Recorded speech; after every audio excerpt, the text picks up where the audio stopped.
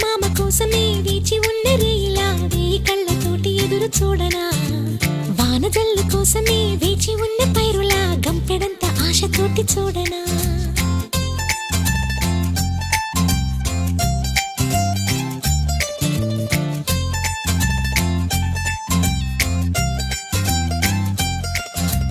జోల పాట కోసం ఉయ్యాలలోన చంటి పాపలాగా కోడి కూత కోసం తెల్లారు జాము పల్లెటూరిలాగా ఆగనే లేనుగా చెప్పవా నేరుగా గుండెలో ఉన్న మాట ఏ ఒకటి రెండు మూడు అంటూ అరే ఒక్కో క్షణాన్ని నేను లెక్క